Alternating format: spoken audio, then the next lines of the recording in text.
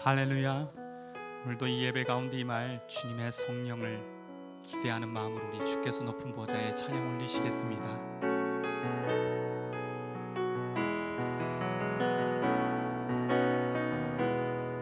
주께서 높은 보좌에 앉으셨는데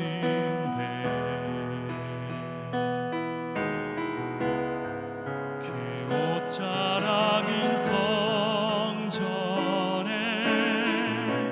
가득하도다.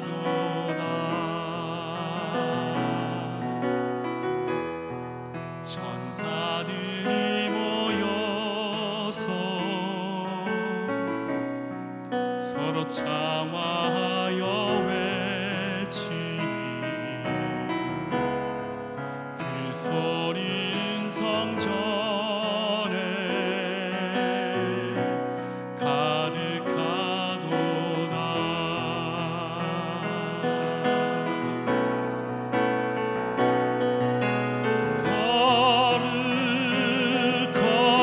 거룩하다 만군의 여호와,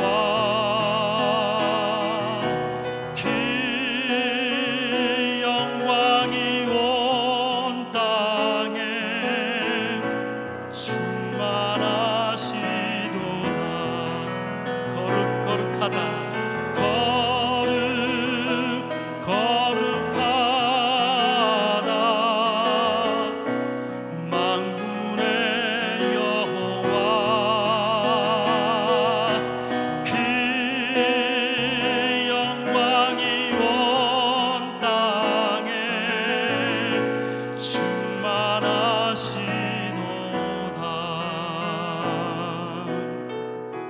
주를 위한 이곳에 예배하는 자들 중에 그가 찾는 이 없어. 주님께서 슬퍼하시네.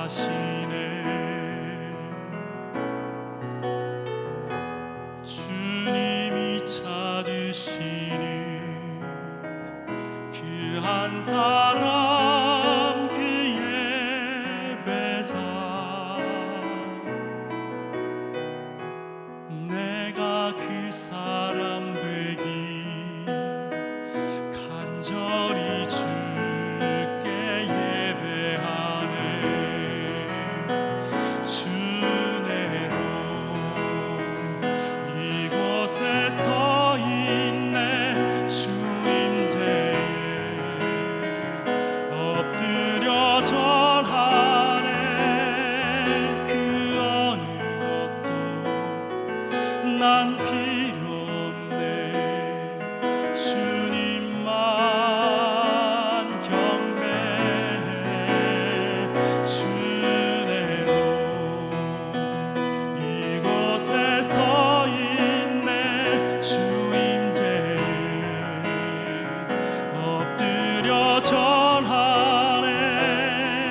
그 어느 것도 난 필요 없네. 주님만 경배해. 주내로 이곳에 서 있네. 주 임재에 엎드려 절하네. 그 어느 것도 난 필요 없네. 주님만 경배. 우리 손을 들고 함께 주내로 이곳에 서 있네. 주 임재에 엎드려 절하네.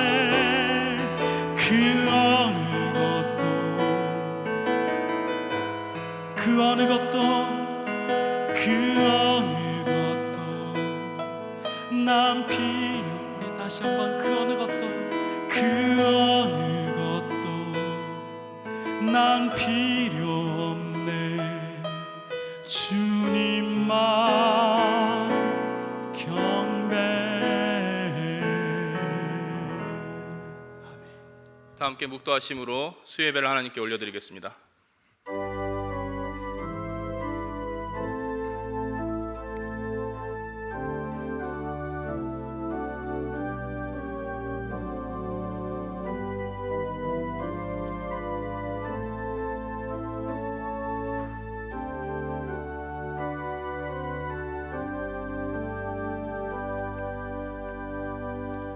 다 같이 찬송가 393장 같이 찬송 드리시겠습니다.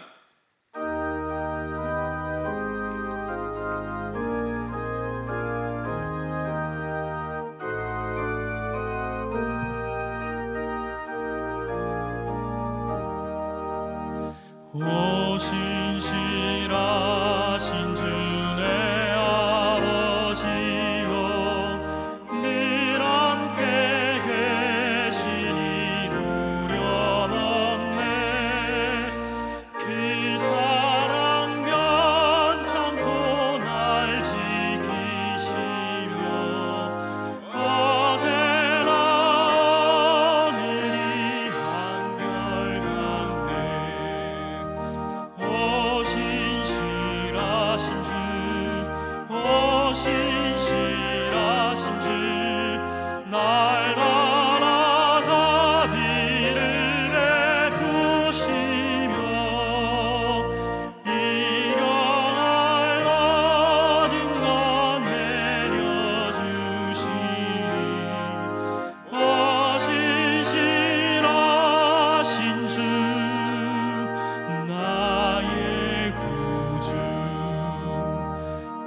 봄철과 또 여름 가을과 겨울, 해와 달 별들도 다 주의 것. 만물이 주 영광 드러내도다. 신실한 주 사랑 나타내. 오 신실하신 주, 오 신실하신 주, 날마다 자비를 베푸시며 일용할 모든 것 내려주시니 오 신실하신 주, 나의 구주. 내 죄를 사하여 아리하시고 주들이 오셔서 인도하래. 오늘의 힘내고 내일의 소망, 주만이 남복을 내리시네. 오 신실하신 주, 오 신실하신 주, 날마다 자비를 베푸시며 일용할 모든 것 내려주시니 오 신실하신 주, 나의 구주. 기도하시겠습니다. 하나님 아버지 감사드립니다. 오늘도 예배 자리로 나와 주님께 예배 드릴 수 있게 해주심을 감사드립니다. 때를 따라 좋은 것을 주시고 어떠한 상황 가운데서 우리를 인도해 주신 하나님, 그 하나님을 찬양하며 감사하는 마음으로 이 시간 예배를 드리오니 우리 예배를 기쁘게 받아주시옵소서.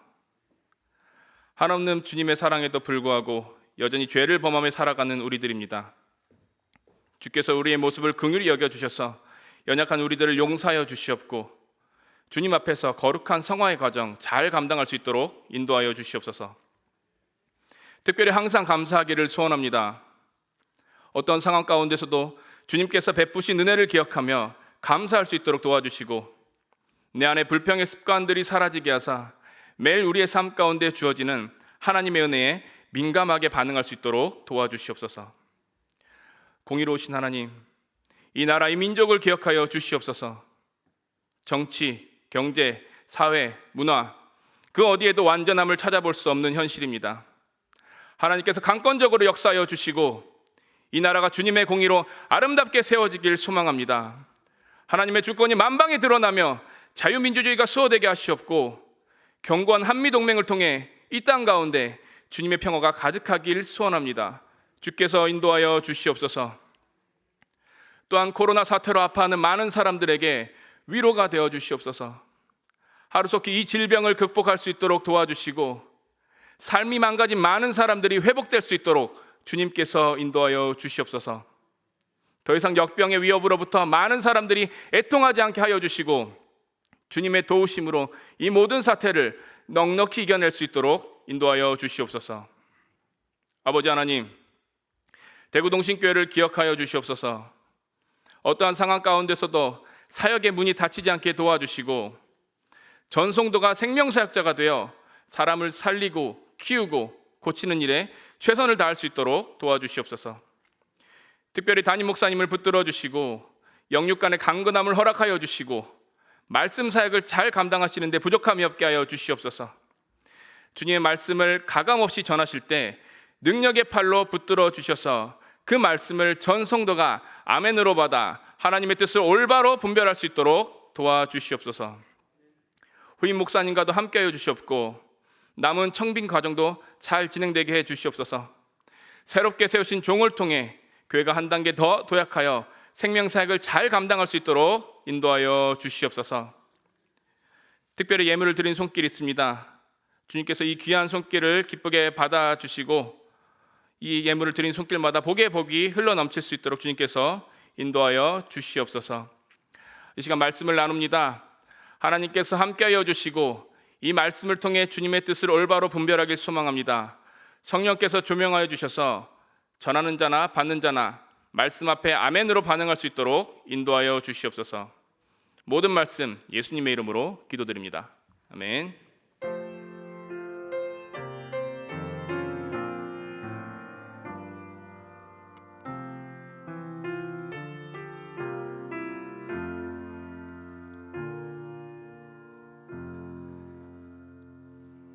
잠시 광고하겠습니다. 오늘 수요 예배 후에 공동의회가 있습니다. 예배 후 중상층에 계신 분들은 공동의회의 원활한 진행을 위해 2층으로 내려와 주시기 바랍니다.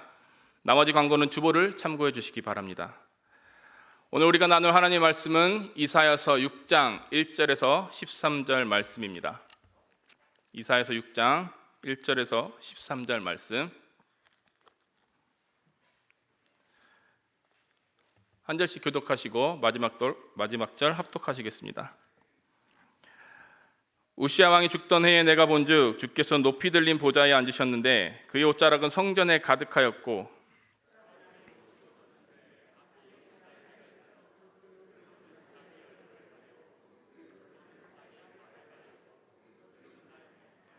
서로 불러 이르되 거룩하다 거룩하다 거룩하다 만군의 여호와여 그의 영광이 온 땅에 충만하도다 하더라.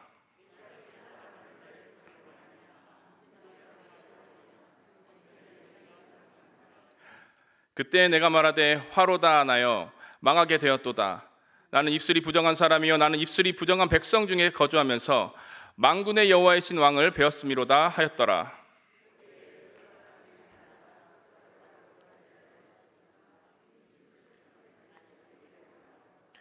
그것을 내 입술에 대며 이르되 보라 이것이 내 입에 닿았으니 내 악이 제하여졌고 내 죄가 사하여졌느니라 하더라. 주께서 이르시되 내가 누구를 보내며 누가 우리를 위하여 갈고 하시니 그때 내가 이르되 내가 여기 있나이다 나를 보내소서 하였더니 여호와께서 이르시되 가서 이 백성에게 이르기를 너희가 듣기는 들어도 깨닫지 못할 것이요 보기는 보아도 알지 못하리라 하여 이 백성의 마음을 둔하게 하며 그들의 귀가 막히고 그들의 눈이 감기게 하라. 염려하건대 그들이 눈으로 보고 귀로 듣고 마음으로 깨닫고 다시 돌아와 고침을 받을까 하노라 하시기로.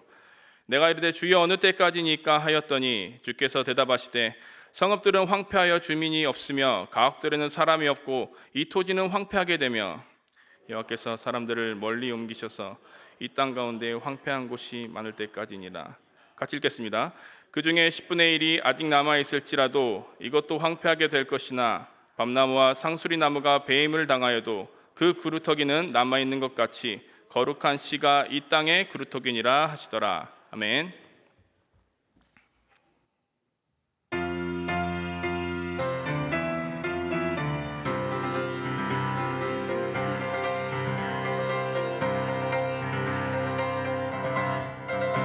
내 손은 강한 성이요 방패와 병기 되시니 큰 환난의 소리를 구하여 내시리로다. 옛 원수 마귀는 이때도 힘을 써 모략과 권세로 무기를 삼으니 천하의 노가 당하라. 내 힘만 의지할 때는 패할 수밖에 없도다. 힘 있는 장소 나와서 날 대신하였사오니 이 장소 누군가 주 예수 그리스도 만군의 주로다. 당할 자 누구랴 반드시 이기리로다.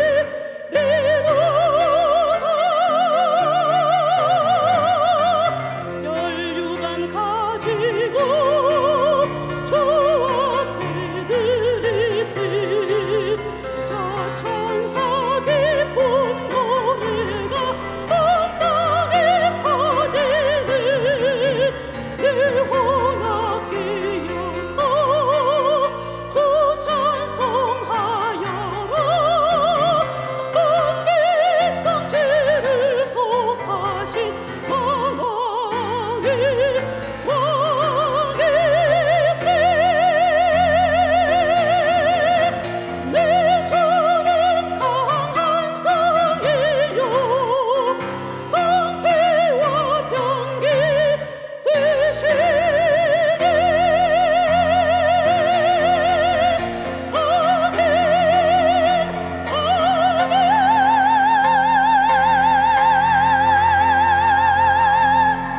아멘. 하나님께 영광의 박수 올려드리겠습니다. 오늘도 예배로 나오신 우리 성도 여러분, 주님의 이름으로 축복합니다. 우리 옆에 계신 분들과 함께 인사하도록 하겠습니다. 잘 나오셨습니다.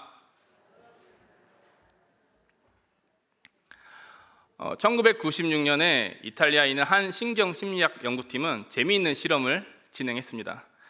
이 팀은 짧은 꼬리 원숭이를 대상으로 뇌가 어떻게 운동 행위에 반응하는지 실험했는데요. 실험 방법은 이렇습니다. 연구자가 땅콩을 손에 쥐었을 때 원숭이의 뇌가 어떻게 반응하는지 살펴보았습니다. 그랬더니 원숭이의 뇌는 마치 자기가 땅콩을 손에 쥐고 있는 것처럼 반응을 보였고요. 이 실험을 통해서 연구팀은 우리의 뇌 속에 다른 사람의 행동이나 의도 그리고 감정 등을 추측하는 신경세포가 있다는 것을 발견합니다. 그 세포의 이름은 거울 뉴런이라고 부르는데요. 이 세포는 상대방의 행동을 모방하는 데 도움을 줍니다. 지금까지의 연구 결과로 보면 이 거울 뉴런이 우리의 뇌 속에 3곳이나 존재하는 걸로 밝혀졌고요. 자녀들을 키워보신 분들은 아시겠지만 아이들이 어렸을 때 누구를 가장 많이 따라하나요? 가족이죠. 엄마를 비롯해서 아빠, 형제, 자매 이르기까지 가장 가까운 사람들을 따라하면서 학습합니다. 거울 뉴런이 이러한 모방에 도움을 줍니다. 타인의 행동을 보았을 때 뇌가 자극되어서 따라하도록 도움을 주죠. 모방은 어린 아이들뿐만 아니라 우리 모두에게도 나타납니다. 우리는 의도적이든 그렇지 않든 무언가를 보고 배웁니다. 특정한 대상을 모방하며 닮아가기를 힘쓰죠. 좋은 습관들도 그렇게 형성이 되고요. 반대로 나쁜 행동들도 그런 식으로 습득이 됩니다.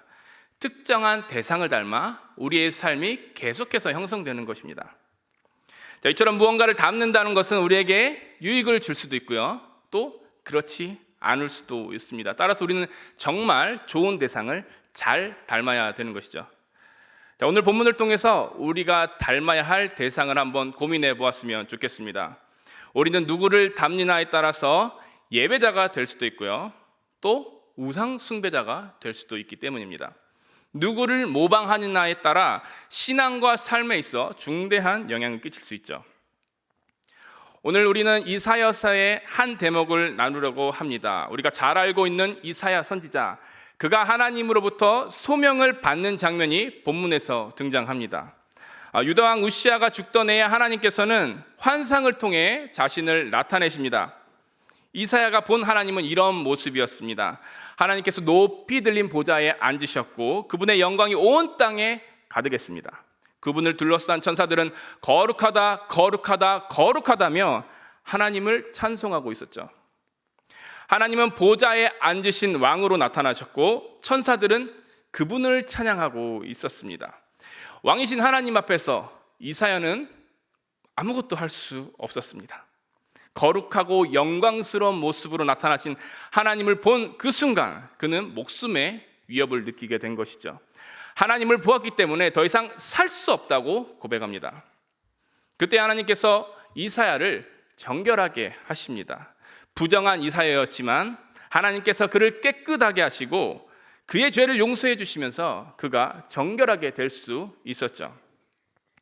정결해진 이사야 앞에서 하나님은 자신을 위해 헌신할 선지자를 찾습니다. 이때 이사야는 앞서 두려움에 떨던 모습과 달리 자신 있는 모습으로 그 부르심에 반응하죠. 내가 여기 있나이다, 나를 보내소서. 자, 부르심에 응답한 이사야에게 하나님께서는 어떤 사명을 주셨을까요? 보통 하나님이 선지자들을 부르시면 무엇을 요구하십니까? 선지자들을 통해서 위로와 회개의 메시지를 전달하십니다. 그런데 이사야를 향한 하나님의 사명은 조금 특별했습니다. 우리 화면을 보고 10절을 한번 같이 읽어보도록 하겠습니다. 시작. 이 백성의 마음을 둔하게 하며 그들의 귀가 막히고 그들의 눈이 감기게 하라.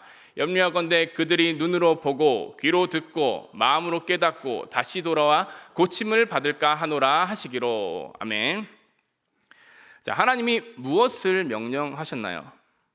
그들의 마음을 둔하게 만들라고 명령을 하십니다. 눈으로 보고 귀로 듣고 마음으로 깨닫는 일을 막으라고 말씀하셨죠. 자, 그들이 눈이 감기고 귀가 막히고 마음이 다친다. 이게 실제 그들의 감각기관이 마비되는 그런 일들을 이야기하는 걸까요? 당연히 아니겠죠. 자, 눈이 감기고 귀가 막히고 마음이 다친다는 이런 표현들을 우리는 감각기관 기능장애 언어라고 부를 수 있습니다. 인간의 감각기관이 비정상적인 상태에서 기능하는 것을 나타내는 용어인데요. 성경에서 감각기관 기능장애 언어가 나타난 표현은 대부분 다 우상과 관련되어 있습니다. 우리 시편 115편 4절에서 7절 한번 같이 읽어보겠습니다. 시작. 그들의 우상들은 은과 금이요 사람의 손으로 만든 것이라.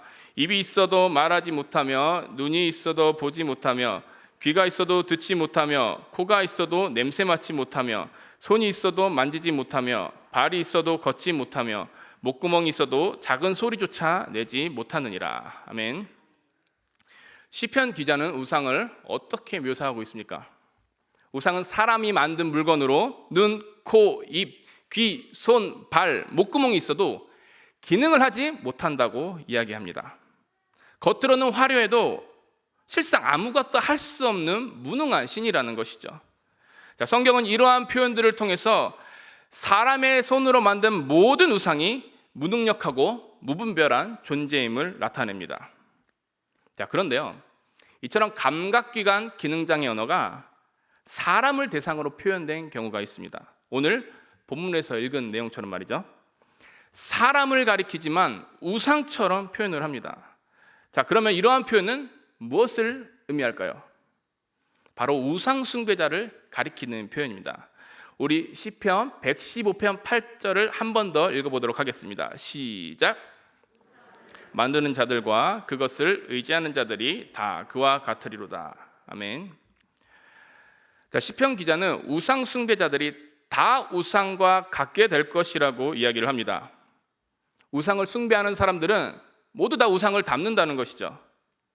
자, 이러한 맥락에서 보면 감각기관 기능장애 언어가 사람에게 묘사되는 것은 그 사람이 우상을 닮았다는 것을 표현하는 것입니다. 본래의 모습을 잃어버리고 우상을 닮아 우상을 예배하는 우상 숭배자를 가리키는 표현이죠. 하나님은 이 사회를 통해서 이 사람들을 내버려 두라고 말씀하십니다. 그들에게 다가가 우상 숭배로부터 돌이키라고 경고하시는 것이 아니라 그들이 있는 모습 그대로 내버려 두라고 말씀하시죠. 왜냐하면 하나님께서는 그 죄에 합당한 심판을 내리려 하셨기 때문입니다. 자, 그러면 하나님께서는 이 사람들을 언제까지 내버려 두라고 말씀하셨을까요? 그들의 토지가 황폐하게 될 때까지입니다. 쉽게 말해 그들의 모든 생활터전이 완전히 망가질 때까지 심판을 내리시는 것이죠. 자, 본래 이스라엘 백성들이 우상을 숭배한 것은 하나님을 믿지 않아서가 아닙니다. 하나님을 믿지만 가나안 지방의 또 다른 신을 믿는 것이죠. 왜냐하면 가나안 지방의 신들이 그들에게 굉장히 매력적으로 다가왔기 때문입니다. 가나안 우상하면 대표적으로 떠오르는 우상이 무엇이 있습니까? 바로 바알이죠. 성경에서 가장 많이 등장하는 우상입니다. 이스라엘 사람들은 이 우상을 간절히 추종했습니다. 왜냐하면 이 우상이 풍요를 가져다 준다고 믿었기 때문이죠. 이스라엘 백성들은 가나안 땅에서 잘 살고 싶어 했습니다. 그래서 하나님을 믿지만 동시에 우상 바알을 숭배함으로써 부유함을 누리려 했던 것이죠. 자, 쉽게 말해서 양다리를 걸쳐서 자신들의 생활터전을 풍요롭게 만들고자 했습니다. 이방의 우상들을 숭배하면서 그 땅에서의 풍요로움을 추구했죠. 하지만 결과는 어땠을까요? 이방의 우상들을 숭배하고 그들을 닮아가면 닮아갈수록 그들의 생활터전이 더 나아졌을까요? 아니죠. 오히려 본문은 그러한 행동이 생활터전을 더 파괴한다는 것을 강조하고 있습니다. 그들이 잘 살고 싶어서 우상을 숭배했지만 결국 모든 삶이 망가지게 된 것입니다. 하나님은 우상 숭배자들 모두가 다 그렇게 망가져 버리도록 심판하시기 때문이죠. 우상의 형상을 한 모든 사람들은 결국 그 사람과 그 사람의 생활터전 모두가 망가지게 되는 것입니다. 코로나가 장기화되면서 많은 사람들이 어려움을 겪었습니다. 제가 속한 청년부의 청년들도 마찬가지인데요. 그들의 삶 속에 어려움이 발생하면서 고민이 생겼고 그 고민들을 가지고 이러한저러한 이야기들을 많이 나눴던 것 같습니다. 자, 이런 일들이 비일비재하다 보니 스스로 생각할 수 있는 능력을 조금 길러주고 싶었습니다.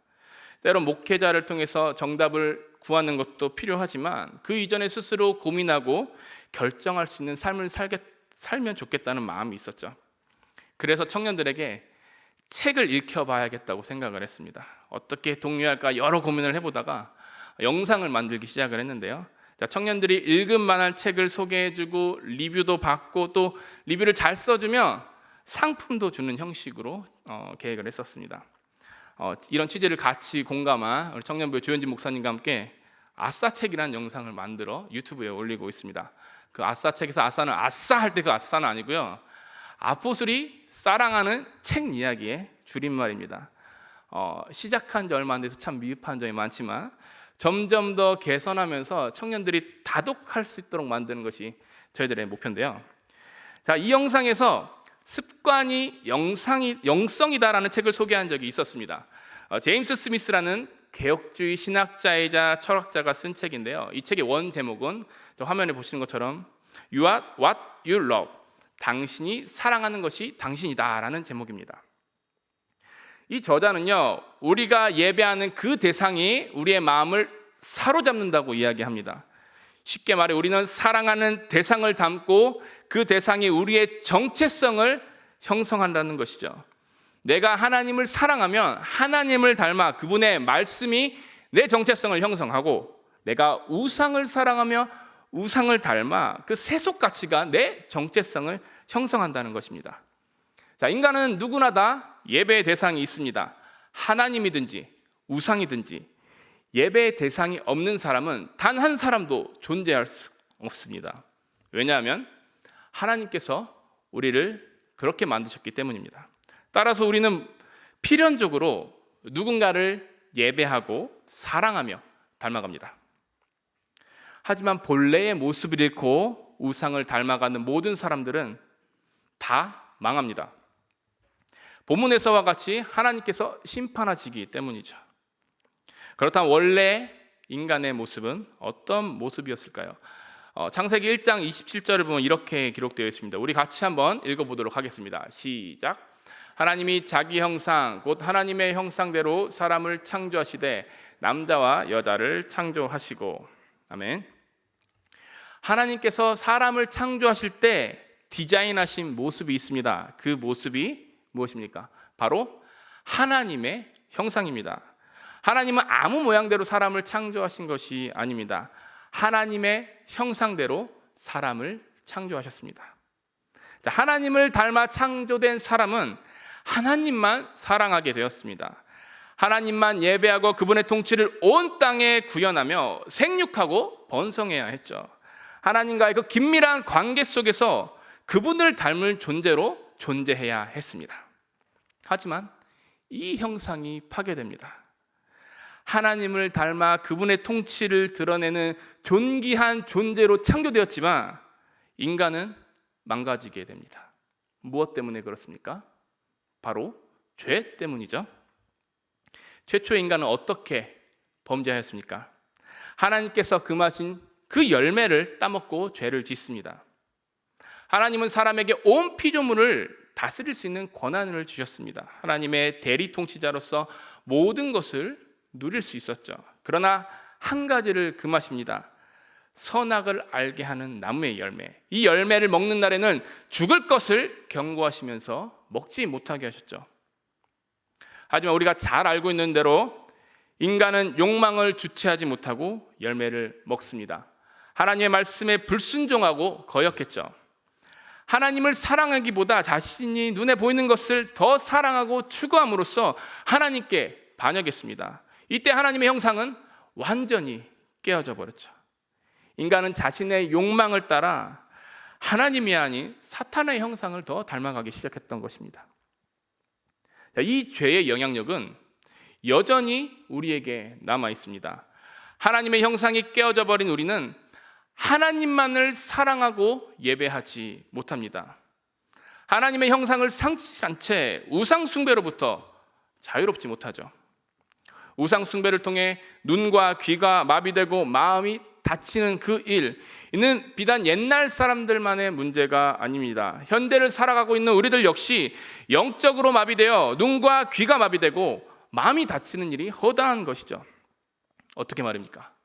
우상 숭배를 통해서 말이죠. 우리에게 우상 숭배는 눈에 보이는 신을 만들고 절하는 것보다 훨씬 더 복잡한 문제입니다. 왜냐하면 표면적으로 잘 드러나지 않기 때문이죠.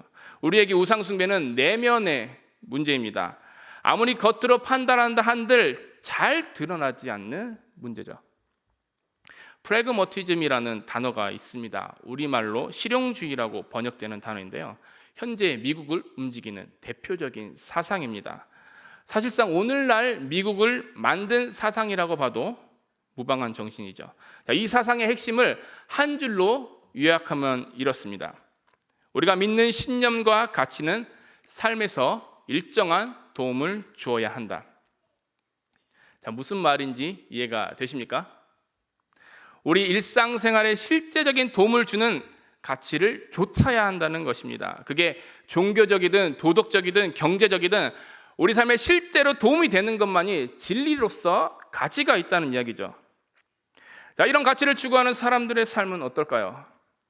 자신의 이익에 따라 살아갑니다. 자신에게 실제로 유익을 주는 것이 무엇인지 수단과 방법을 가리지 않고 추구하며 살아가는 것이죠. 어쩌면 우리가 당연하게 생각하는 삶의 기준인 것 같기도 합니다. 그런데요, 이 프래그머티즘적인 요소가 그리스도인들에게 더 두드러지게 나타나는 경향이 있는 것 같습니다. 우리는 절대적인 진리를 기준으로 살아가라고 명령을 받았습니다. 하지만 그렇지 않고 개인의 유익을 따라 살아가는 삶의 모습들이 더 만연한 것이죠. 어떤 경우는 열심히 하나님의 말씀을 순종하는 삶을 삽니다. 기도도 열심히 하고 말씀도 열심히 읽으면서 하나님의 뜻대로 살려고 노력하죠. 왜 그럴까요?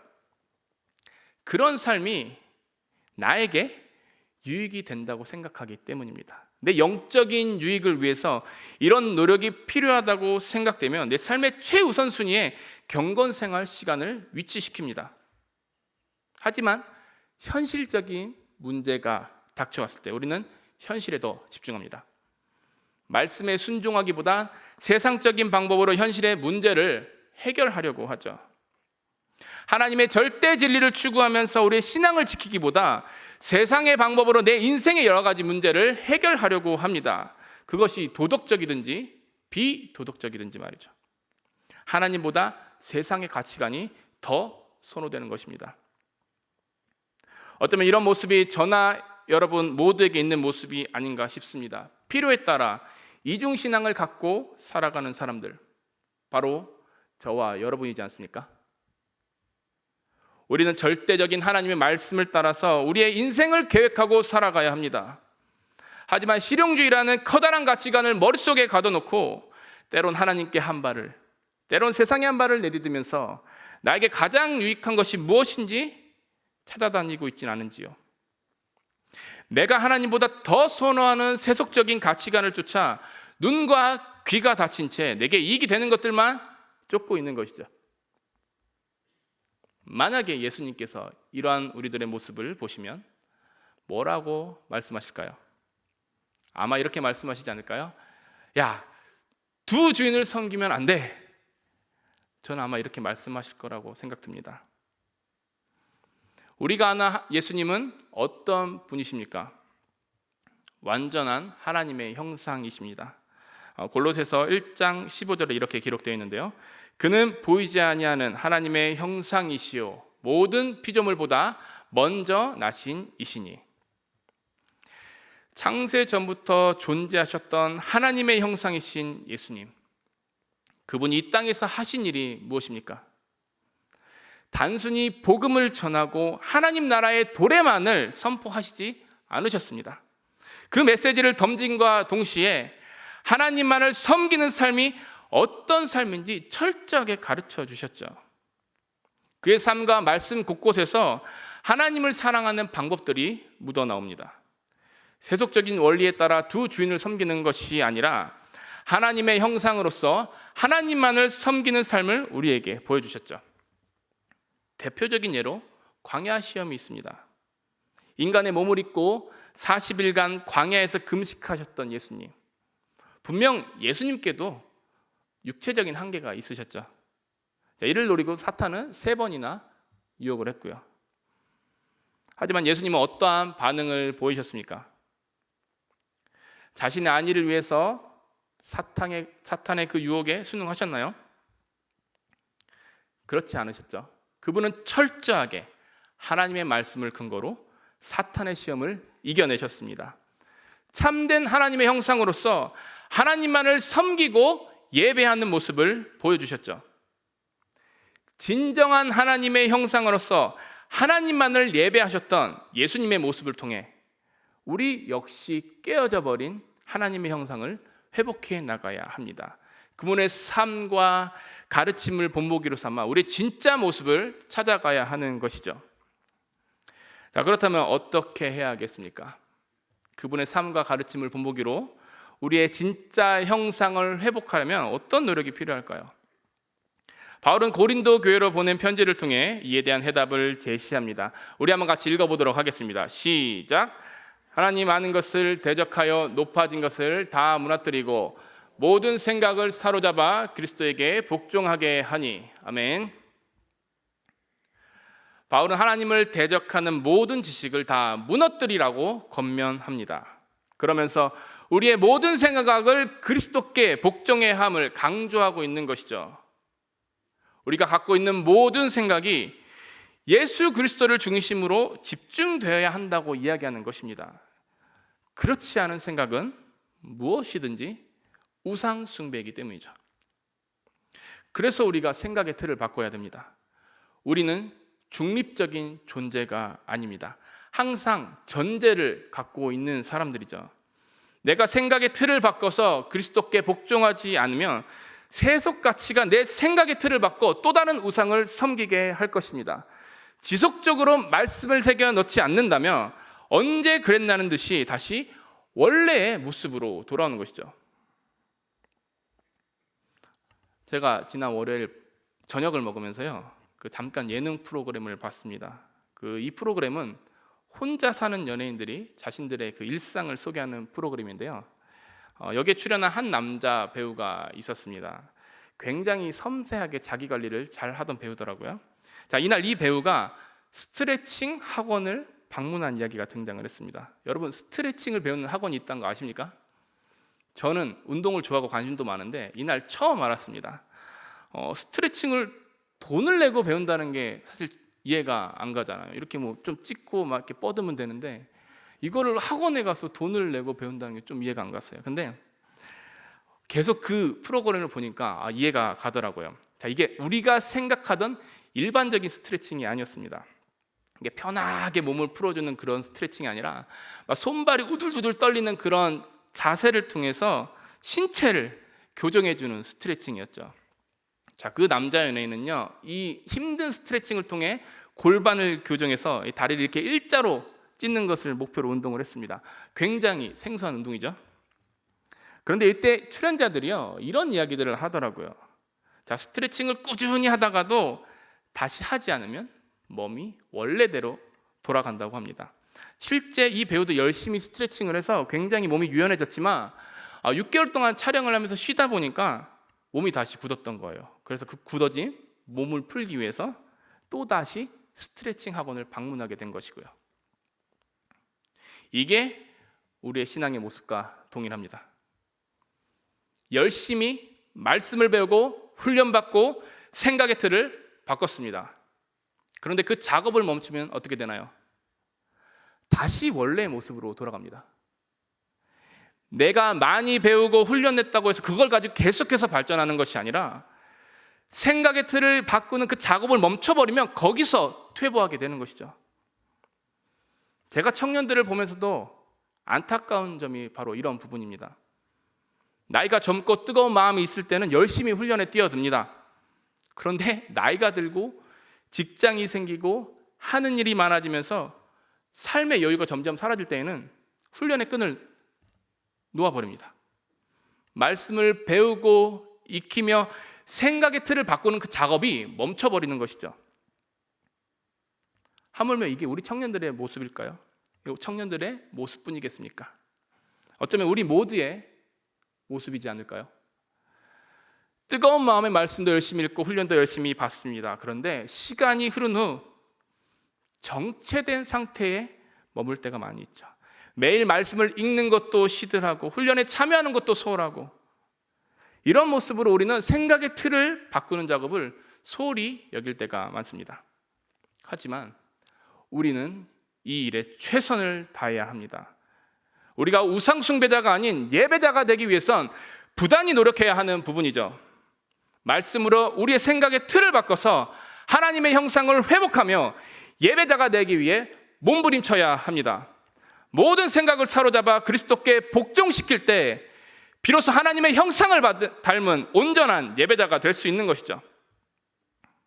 자, 왜 이렇게 몸부림을 치면서 우리가 예배자가 되어야 합니까? 왜냐하면 우리가 예배드리는 하나님은 그저 그런 하나님이 아니시기 때문입니다. 이방의 잡신처럼 하찮은 존재가 아니십니다. 우리 하나님은 영원 전부터 영원까지 존재하시며 이 세상을 창조하셨고 또 자기를 낮추어 우리를 사랑하시고 구원하신 하나님이신 줄 믿습니다. 이러한 하나님이시기 때문에 우리의 온전한 예배를 받으십니다. 이러한 하나님이시기 때문에 우리가 온전한 예배자로서 하나님께 예배 드려야 하는 것이고요. 우리 사랑하는 성도 여러분, 여러분은 예배자이십니까? 아니면 우상 숭배자이십니까? 여기 계신 모든 분들이 그리스도께 사로잡혀 하나님의 형상을 회복해 나가시길 주님의 이름으로 축복합니다. 생각의 틀을 받고 하나님이 원하시는 진정한 예배자가 되시길 소망합니다. 코로나 사태로 흐트러진 우리의 예배를 다시 회복합시다. 그리고 지금 이곳에서 말씀으로 생각의 틀을 받고 온전한 예배자로서 하나님께 나아갑시다. 온전한 예배자를 기다리시는 하나님, 그 하나님께 반응하며 그리스도께 사로잡힌 모든 예배자들 되시기를 주님의 이름으로 축복합니다. 우리 같이 찬양하시겠습니다.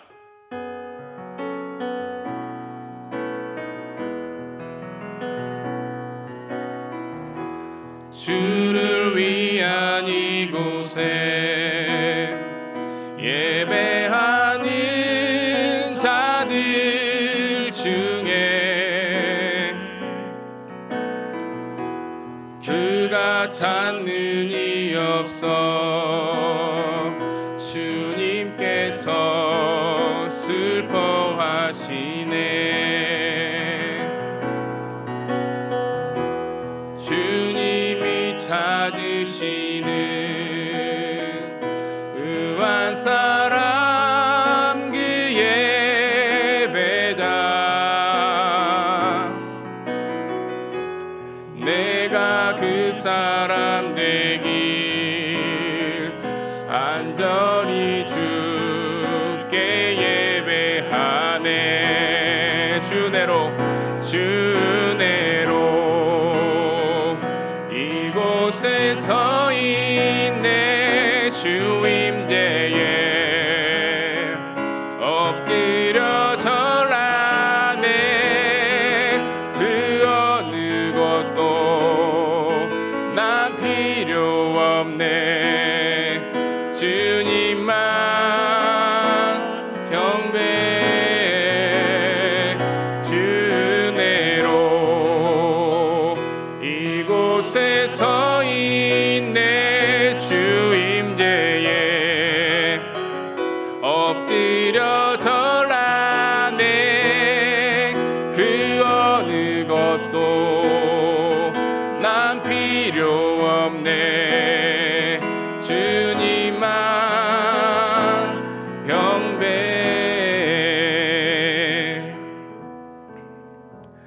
기도하시겠습니다. 하나님 아버지, 감사드립니다. 귀한 말씀을 우리들에게 허락해 주심을 감사드립니다. 하나님 외에 다른 것들을 사랑하는 우리의 연약함을 긍휼히 여겨주시고 오직 유일하신 한 분 하나님만을 사랑할 수 있도록 우리 모두를 인도하여 주시옵소서.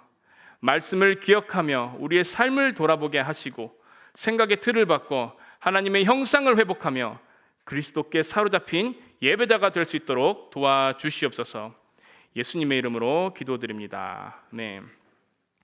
주 예수 그리스도의 은혜와 하나님 아버지의 크신 사랑과 성령님의 감화 감동 교통하심이 그리스도께 사로잡혀 주님의 형상을 회복하고 진정한 예배자가 되겠다고 다짐하는 모든 성도들의 머리 위에와 저들의 가정과 직장, 학교와 모든 공동체 위에, 이 나라와 온 열방 위에 지금으로부터 영원까지 함께 있을지어다. 아멘.